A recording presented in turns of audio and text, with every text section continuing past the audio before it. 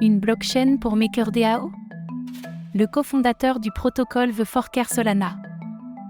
Rune Christensen, le cofondateur de MakerDAO, a proposé d'utiliser un fork de Solana pour déployer la future blockchain du protocole, NewChain. À quoi servirait cette blockchain et pourquoi faire le choix de Solana?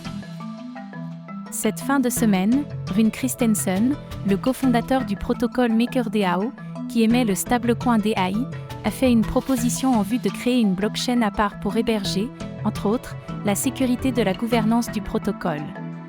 Cela s'inscrit dans le cadre du projet Anjam et l'intéressé évoque un chantier d'au moins 3 ans, du nom de NewChain. Ainsi, la NewChain de MakerDAO pourrait être implémentée au travers d'un fork du code de base Solana, et ce pour 3 raisons. En premier lieu, Rune Christensen met en avant la qualité technique du code de base de Solana, qu'il considère comme hautement optimisé. De plus, il note la résilience de l'écosystème malgré la faillite de FTX, pourtant fortement impliqué dans le développement de la blockchain. Enfin, le cofondateur de MakerDAO souligne que plusieurs forks de Solana ont déjà fait leurs preuves. La troisième raison est qu'il existe déjà des exemples de code de base de Solana dérivés et adaptés pour agir comme des chaînes d'applications. Le plus remarquable est le projet Pit qui exécute sa propre version adaptée de Solana pour servir de back-end. Outre Solana, Rune Christensen considère l'écosystème Cosmos, Atom, comme une option viable pour déployer NewChain, bien que selon lui, cette alternative coûterait plus cher à entretenir et à rester performante.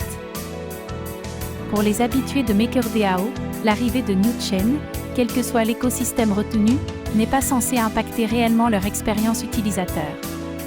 En effet, cela aura essentiellement attrait à la gouvernance, incluant les sub-DAO, qui doivent justement fragmenter la dite gouvernance en plusieurs pôles selon différents rôles attitrés. NewChain contiendra principalement le back-end du protocole Maker et des sub-DAO. Tous les produits et systèmes destinés aux utilisateurs seront intacts et resteront sur Ethereum, les Layer 2 ou d'autres grandes blockchains, et seront connectés à NewChain via des ponts avancés sécurisés par le protocole Maker.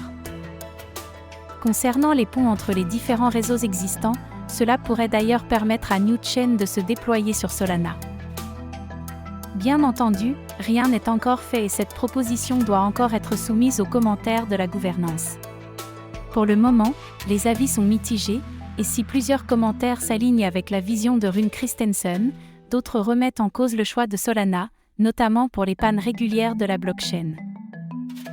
Merci d'avoir regardé la vidéo et n'hésite pas à t'abonner pour plus d'actu quotidienne.